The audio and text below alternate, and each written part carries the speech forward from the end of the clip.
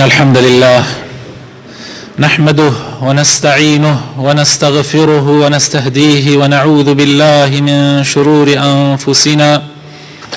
ومن سيئات أعمالنا. من يهده الله فلا مضل له ومن يضلل فلا هادي له. وأشهد أن لا إله إلا الله وحده لا شريك له، وأشهد أن محمدا عبده ورسوله. يا أيها الذين آمنوا اتقوا الله وقولوا قولا سديدا يصلح لكم أعمالكم ويغفر لكم ذنوبكم، ومن يطع الله ورسوله فقد فاز فوزا عظيما. أما بعد، فإن أصدق الكلام كتاب الله، وخير الهدي هدي محمد صلى الله عليه وسلم، وشر الأمور محدثاتها، وكل محدثة بدعة، وكل بدعة ضلالة، وكل ضلالة في النار. إخواني وأخواتي، سنتحدث لكم في هذه الخطبة عن بعض أحكام الصوم. صيام رمضان من أركان الإسلام الخمس. قال تعالى في كتابه الكريم: يا أيها الذين آمنوا كتب عليكم الصيام كما كتب على الذين من قبلكم لعلكم تتقون. شهر رمضان الذي أنزل فيه القرآن هدى للناس وبينات من الهدى والفرقان، فمن شهد منكم الشهر فليصمه. وجاء في حديث ابن عمر رضي الله عنه حينما ذكر رسول الله صلى الله عليه وسلم أركان الإسلام، فقال صلى الله عليه وسلم: بني الإسلام على خمس: شهادة أن لا إله إلا الله وأن محمدا عبده ورسوله، وإقام الصلاة، وإيتاء الزكاة، وحج البيت، وصوم رمضان. خۆشەویستە كان مسلمان بەڕێزەکان، لو تاری ئەمڕۆمانە ئاماژە بە هەندێک لە ئەحکامەکانی ڕۆژوو ئەکەین. هیوادارم ئینشاء الله هەموو لایەک سوودی لێ وەربگرین. خۆشەویستەکانم، ڕۆژووی ڕەمەزان،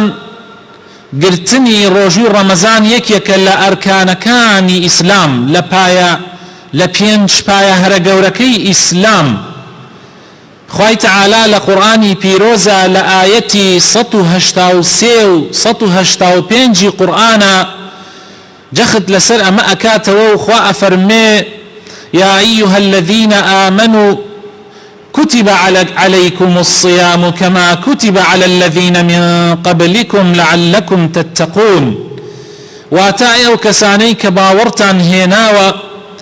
نووسراوە لەسەرتان و فەرز کراوە ڕۆژوگرتن وەکو چۆن لەسەر ئومەتەکانی پێشی ئێوە ڕۆژوگرتن فەرز کرابوو. دیارە لەسەر ئومەتەکانی یان هەندێک لە ئومەتەکانی پێشی ئێمەش ڕۆژوگرتن فەرز کراوە، بەڵام شێوازەکەی جیاوازە. بۆیە خوای تعالی ئەفەرمێ لەسەر ئێوەش نووسراوە و فەرز کراوە وەکو چۆن لەسەر ئومەتەکانی تر فەرز کرابوو. و هەروەها لە ئاەتی 185 هەمان سورەت خوای تعالی ئەفەرمێ: مانگی ڕەمەزان شهر رمضان الذي أنزل فيه القرآن. ئەفەرمێ مانگی ڕەمەزان ئەو مانگەیە کە تایە قورآن دابەزی، کەوا ڕێنمایی کردبێ و هیدایەت دەربێ بۆ ئیمانداران. شهر رمضان الذي أنزل فيه القرآن هدى للناس وبينات من الهدى والفرقان. جاء فرمي: فمن شهد منكم الشهر. أفرمي هر کەسێک ئامادە بوو لە کاتی مانگی ڕەمەزانە و خوا تەمەنی درێژ کرد ئەبێ ئەو ڕۆژوە بگرێ، فەلیەصومه، ئەمری کردو خوای تعالی ئەبێ بیگرێ. ولا فرمايشتكي ابن عمر اخوائي الرازي بيغمري عزيز وخوشويسمان صلى الله عليه وسلم كحديثك لمسلم شهات وام روايتك عرستاني كم لفظي امام مسلم لحديث جمار هشت ولبخاري شهات لحديث جمار بيسا بيغمري خوشويسمان صلى الله عليه وسلم افرمي بني الاسلام على 5 افرمي ام ديني ايوه لسر 5 بايا لسر 5 كولك راوستاوا كولك يكمي شايت مانا واتا شايتي ادي لسر ايمانكي خوت بوي علي اشهد ان لا اله الا الله وان محمدا عبده ورسوله دوهم كردني نوجكان بريكو بيكي وبجواني يعني هلسي بكردني او نوجانا سيم داني زكاتي مال سروة سامانكتا شوارم حج كردني مالي خوايا بينجم روجو قرتني مانجي رمزانا لم حديثيا لهنكي ابن عمر پیغمبر صلى الله عليه وسلم حج اخات بردمي روجو بلام لحديث جبريل كإمام مسلم بوماني اجريتوا لويا پیغمبري خوشوي صلى الله عليه وسلم كاتي باسي اسلام اكا وباسي بايكاني اسلام اكا لوي روجو اخات بردمي حجو پاشان افرمي حج كردني مالي خوابو او كساني كتوانايان لسريتي كوابو آيني ايما لسر 5 باي راوستاوا شايتي ايمان نوش كردن زكاة دان وحج كردني مالي خوا والروجو قرتني مانجي رمضان وأمتي إسلام بريزان أمتي إسلام هرهموي كودنجنو يكران زانايان من لسر أوي كوا روجوي رمضان يك لبايا هرقرنجكاني إسلام وهرهميان اتفاقيان كردوها لسر أوي كوا هركسي من أنكر صيام رمضان فقد كفر وارتد عن الإسلام أفرمن هالكسي إنكاري روجي مانجي رمضان بكا كافر بوا بباور بوا ولا إسلام هالقراوتوا خوا پناي منو ايوش بدا براسي روجي رمضان قدري زور قرانا ويك لبايا هرقرنجكاني إسلام وصوم رمضان واجب على كل مسلم عاقل بالغ صحيح قادر برؤية هلال رمضان من عدل أو بتكملة شهر شعبان 30 هروها خوشوي سكانم روجي رمضان فرز لسر همو بسلمانه يعني مرجي أبي يكون مسلمان به دوهم أبي عاقل به كسيك عاقل به روجي رمضاني لسر فرز كوابو اگر كسي شيد به لسرينيه سيم أبي بالغ به واتا قشت به تحدي بلوغ يعني تمني كر لنزيك يسيان زبو شوارده لو سرقتر توشي يعني حالتي احترام وبالغ بون أبي وكتش ليانزو بدوانزو أو ناوانا توش أبي وإتر لو كاتو فرز بلا سريان خو اگر پیش او کاتش منال رابيني لسر روجو كرتن شتكي چاكا وكو أصحابي پیغمبر صلى الله عليه وسلم كردو يانا أصحابكاني پیغمبر صلى الله عليه وسلم منالكانيان لقل خوانا هلسان بو پارشيو پاشان ايانيان هينا بو مزگوت بو اوي فير بن روجو بگرن اما حتى اگر بالغيش نبو بيتن بلام اگر بالغ بو بيتن او كاتا فرزة و ابي بيگرن وكو چون لسر پیاوان و لسر گوركان فرزة و ابي او كسشا تواناشي هبه يعني لا شيء صاغ به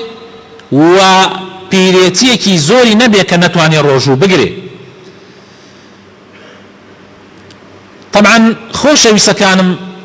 لحديث هاتوا بورم كردنوي زياتري ام قصاني كايكم لحديث هاتوا حديث امام علي حديثك مشهورة افرمي رفع القلم عن 3 افرمي قلمي تاوان هل جيراوة لسرسيكس عن النائم حتى يستيقظ لسر او كسيك خوتوه حتى ديت خبرات تاواني لسرنيه يعني كسي خوت بيت چي تاوانيكي لسره مگر هل تصانو هل نسي تەمەڵی بکە لە هەڵسانەکەیە مەگەر کەم تەرخەمی بکە لەوەی لە کاتی خۆیان نەخەوێ. بۆ نمونە نوێژی بەیانیان ئەگەر کەسێ نەخەوێت تەماشای تۆپتۆپیان بکە یا تەماشای فیلم یا لەگەڵ برادەرەکانیدان شێت تا سعاتی 2 خۆشی ئەزانێ لە سعاتی 3 و تقریبا نیم بانگی بەیانی ئەدا ئەم کەم تەمەڵی تیاکە و درەنگ ئەخەوێ و دوای هەڵناسێ لە سعات 9 بەیانی هەڵەسێ بەڵێ تاوانبارە. بەس کەسێ ئەگەر ئێوارە زوو بخەوێ و خەمی نوێژی بەیانی بێ و هەڵنەسێ گوناحبار نابێ. یعنی کەسێک ئەگەر خەوتی بێ و نێتە خەبەرە گوناحی لەسەر نییە، دوای هاتە خەبەرە ئەو کاتە ئیکاتەوە. دووهەم کەس وعن الصبي حتى يحتلم، پیغمبر افرمي صلى الله عليه وسلم لسر مناويش تاوان نية حتى وكو بالغ به. وعن المجنون حتى يفيق لروايتك حتى يعقل، يعني والشيتيش حتى ديته هو شي خوي عاقل ابيت ايش تاواني لسر نية. كوابو امانة تاوانيان لسر نية وروجوشيان لسر نية، يعني قزمان شيت ومنال. کەسێک خەوت بێ بۆ پارشێ و هەڵنەسێ پارشێ و سنەتە ئەتوانێ نەیکات، بەس ڕۆژووی لەسەرە هەر ئەبێ ڕۆژۆکە بواتە سەر تا ئێوارە مەگەر دوایی نەتوانێ. ئاخران دێ کەس بیستومە ئەڵێ وەڵا خێرە ئیمڕۆ بە ڕۆژوونیت ڕەمەزانە، ئەڵێ وەڵا مامۆستا بۆ پارشێ و هەڵنەسیام. ئەی خۆ پارشێ و فەرز نییە، پارشێ و ئەگەر هەڵسیایی چاکە، بەس ئەگەر هەڵیش نەسیایی تۆ هەر ئەبێ ڕۆژوو بگری. تۆ ئەگەر بڵێ آخر من ناتوانم لەبەر ئەوەی پارشێ و نەکەم ناتوانم ڕۆژوو بۆ مەسەر، تۆ بیسمیلای لێ بکە واجبە لەسەرت بیکەی. ئیتر هەر کاتێ پەکت کەوت و زانیت ئەوە ئیتر خەریکە تووشی هیلاکەتە بی ڕۆژەکە ئەشکێنی و گوناحبار نابی، دوای قەزایەکەیتەوە. بەڵام تو لەبەر خاتری پارشێ و نەکردن هەڵنەسی بۆ نوێژ بۆ ڕۆژوی ڕەمەزان ئەوە نابێ. هەروەها برا بەڕێزەکانم کەسی نەخۆش، کەسێک ئەگەر نەخۆش بێ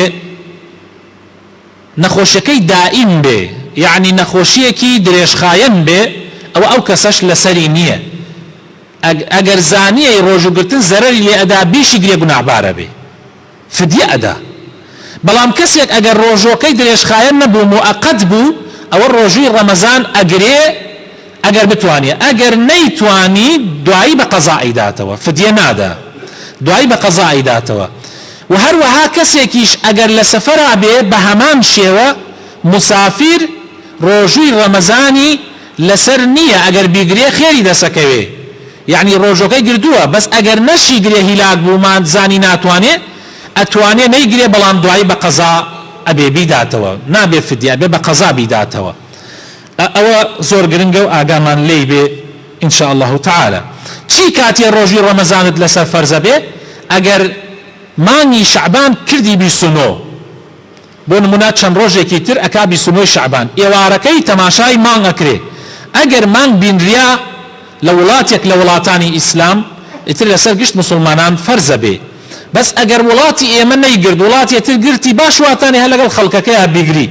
بەس ئەگەر خۆت وەتەنیا بۆ نمونە سقت بە وڵاتی خۆت نەبێ، سقت بە وڵاتی ئێمە نەبێ، بۆ نمونە ئەگەر لەگەڵ سعودیا بیگری زانیت 100% ئیمارات یان سعودیا یان قەتەر یان تورکیا شوێنێک مانگیان بینیوە و زانیت سقت بوو کە بە ئەوان درۆ ناکەن و فێڵ ناکەن، ئەتوانی اعتیادی لەگەڵ ئەوانە بیگری، بەس نابێ زەخت بکەی لە خەڵکی تر. هەموو کەسێ لەگەڵ وڵاتەکەی خۆیان بیگرێ باشترە. ئەگەر 29 شعبان مانگ نەبینریا ئەوە چاوەڕێ ئەکرێت شعبان بکا بە سی تەواو کرد شعبان، بە ڕۆژی 30یەکی نییە تر شعبان ئەکا یەکی ڕەمەزان یەکسەر هەموو مسلمانان ئەبێتایە بە ڕۆژوو بن. ئافرەتێک ئەگەر بکەوێتە عادەی مانگانە سووڕی مانگانەی خۆی، ئەو ئافرەتە لەسەری نییە ڕۆژووی ڕەمەزان، دوایی ئەو چەند ڕۆژەی کە نایگرێت دوایی بە قەزا ئەیداتەوە. ئافرەتی دووگیان ئەگەر مناڵی ببێ و کەوتە زەیسانی وا خوێنی هەبوو ئەو ئافرەتەش لەسەری نییە و دوایی بە قەزا ئەیداتەوە. ئافرەتی دووگیان ئەگەر دووگیان بێ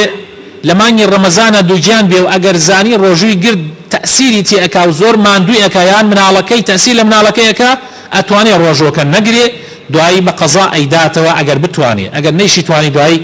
لە قەولی کۆمەڵێک لە عولەما فدیەکەی ئەدا. هەروەها ئافرەتی شیردەریش ئەو ئافرەتەی کە شیر ئەدا بە مناڵەکەی ئەگەر شیری خۆی پێ ئەدا و زانیەی شیرەکەی خۆی ئەگەر پێی بدا شیرەکەی نامێنێ و مناڵەکە زەرەری پێگا شەرع مەجالی داوە ئەویش نەیگرێ دوای بە قەزابی داتەوە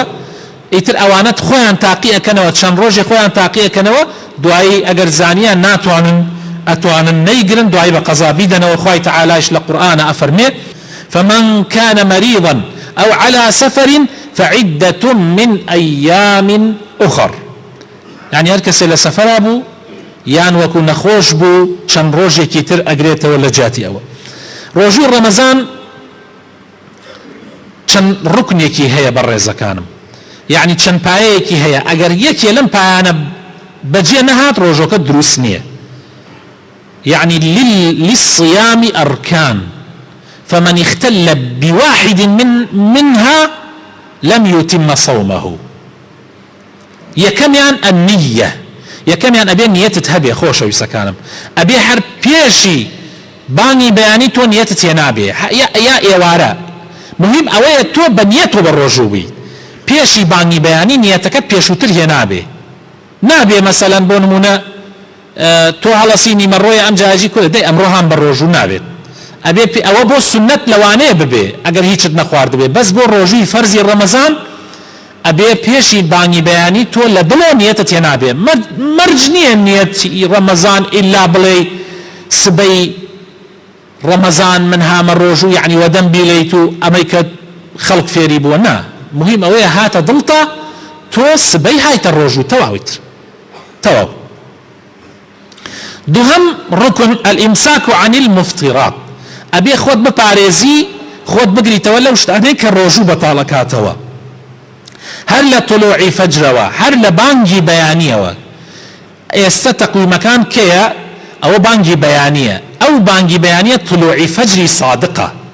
هر كسيك دواي أو بانجي بيانية نان بخوا أو بخواتوا روجوكي دروس نية مگر كسيك لقل بانجي بيانية قلاسيك پرداخيك پرسيالا لبيغمرك صلى الله عليه وسلم يعني لقل بانها اگر پرداخي أو بدس معنو بو يعني كسيك مثلا درنها تخبرها نوك يكي پرداخكي قردو تابان دا اغران يكسي يسيما من علاقاني ما جاجر وانا كرد پرداخكي انا قرد دس وحتا بان يدا ام جايان خوارد نابي تو اگر بخبر بي بيشي بان ابي اخوات قرد بيتا وتاو بلام كسيك اگر لقل بانا هاتا خبرها يان هاتا خبرها بان بو گلاسی ئاو بەدەسێ بۆ توانێ گلاسە ئاوەکە بخواتەوە بەڵام دوای ئەوە نابێ لە ڕاستیە دوای ئەوەش نابێ ئەمجا بانگی بەیانیش حەدی هەیە مەسەڵەن زەلا ئێستا کات حەمزە بانگی دا بانگەکەی درێژە بەس لەوانەیە کەسێکی تر بانگ بدا وە نیو دەقە تەواویکە هەرەژی الله ئەکبەر الله ئەکبەر بۆیە بانگ تا بانگ فەرقەکە یعنی مەقسەدی پێغەمبەر صلی الله علیه وسلم لەیرە ئەوەیە کەوا ئینسان لە دوای بانگەکەش یعنی لە کاتی بانگەکەیە سریعی نەوەک چاوەڕێکە چارێکە دوای ئەوە دەستکاتە هەر خوا بخواتەوەم جا بڵێ من تر ڕۆژ وەگرم نابێت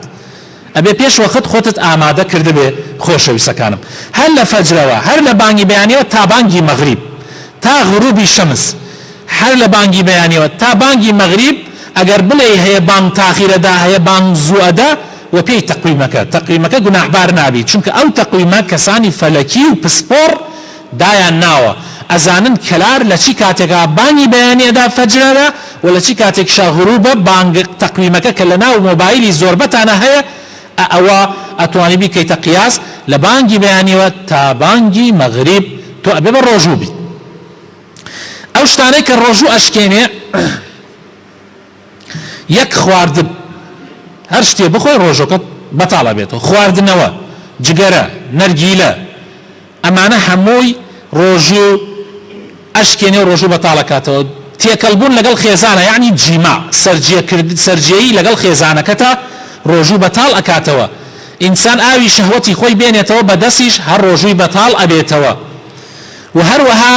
ئەگەر ئافرەت بکەوێتە سوڕی مانگانە لە کاتی ڕۆژوە ڕۆژەکەی بەتاڵ ئەبێتەوە ئەگەر حتا پێش مەغریبیش بە نیم سەعاتیش و هەروەها مناڵبوونیش هەر ڕۆژوو بەتاڵ ئەکاتەوە خۆڕشانەوەش یەکێ دەست کاتە قوڕی خۆیەوە زۆر خۆی بڕشێنێتەوە ڕۆژەکەی بەتاڵ ئەبێتەوە بەڵام ئەگەر کەسێ نەیزانی لە بیری چوو شتی خوارد لە بیری چوو شتی خواردەوە یان ئەگەر ڕشانەوە زۆری پێهێنا ڕشیاوە شتی زۆر خوارد و ڕشانەوە زۆری پێهێنا ئەمانە ڕۆژویان ناشکێ لەبەرەوەی خوای تەعالا مجالي داوى لحديث أبو هريرة هاتوها حديثك أبو هريرة خوال الرازي بأفرمي من نسي وهو صائم فأكل وشرب فليتم صومه. حديثك إمام مسلم وإمام بخاري أيرن ولفظك لفظ إمام مسلم. أفرمي هركسي لبيري شتي خوارد وشتي خواردوا بروجوكي نشكيني بردوان بي أو هديي خوائية بو أو بردوان بي لسر روجوكي. ولا حديث يكتري أبو هريرة هاتوا بيغمري خواه صلى الله عليه وسلم أفرمي من ذرعه قيء فليس عليه قضاء ومن استقاء عمدا فليقضي. هركسي رشان وزوري بيه هنا بردوان بي قضاء لسرنيه لسر روجوكي بردوان بي بس كي خوي رشانوا روجوكي بطال أبيته أم حديثش أبو داود يجرته ألباني لإرواء غليلة أفرمي حديثك صحيحة. كسيك أجر جماع لقل خيزانك أبكى روجوكي بطال بيته آيتك لآياتي سطو هشتاو حوتي سورتي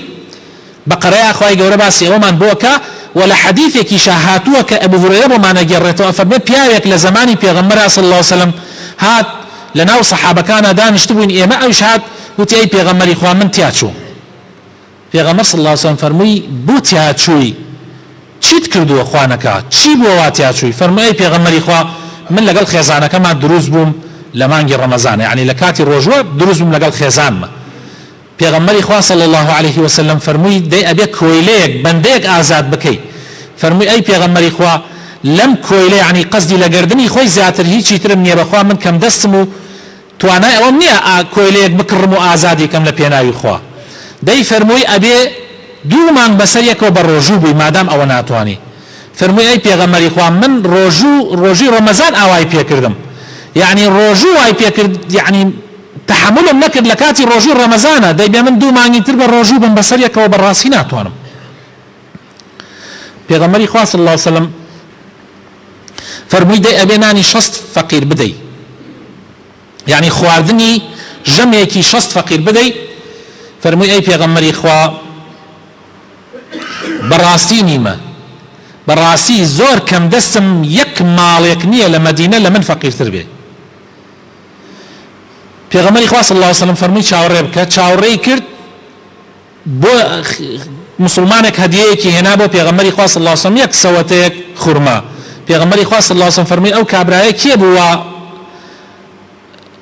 وفدية إلى سربو وتي بيغمري خوان من فرمي هلسا أمسوتا خرمايا ببيدا بفقيران دا بشي كرسر فقيرانا وتي أي بيغمري خوان وكو عرزم كردي لمن فقير ترنية لمدينة يعني لخون فقير ترنية داي فرمي برو بدارك سكارك يخوت يعني أمل ليرة أو درخاك كوا أجر إنسان لرمزانا دروز بو لقل خيزانك أو روجوكي بطال أبيتوا للروايتي كي أم حديثة بيغمر صلى الله عليه وسلم فرمي روجي أو روجشة بقروا كشكانتا روجوكي بقروا. أما هندي أحكام كاني روجوب إن شاء الله لوتاري ده هاتو شابري رونكردنويتر أدين خواهي قورا بخاتنا وجوانا كاني خوي رحم بهم الله يكمان بكا هداية من بدا نور إمام خاتد لكان مانوا خواهي تعالى بخاتنا وجوانا كاني خوي بمان قينة رمضان يا ربي خواهي يارمتي من دي بتوانين مانجي رمضان بالرجوبين بتوانين تياية طاعات وعبادة بجواني أنجام بدين بتوانين ليبوردي تو بدز بين لما مانجي يا ربي خواهي كسان يكن خوشيان هي داواي دعاء خيران كردوا خواهي الشفاء بدي يا ربي خواهي كسان كي منالي النبي خواهي منالي صالحان بيكرم بكي يا ربي خواهي رحم بملتي اما بكي هركسي احتياجي كي بوي جيب بكي هركسي جيراوي بوي درباز بكي يا ربي خوايا خوشي وهرزاني لولات مانا برقرار بكي يا ربي خوايا دون ما نخيت ولا قاتي وقري لتفريق ودوبركي آمين آمين.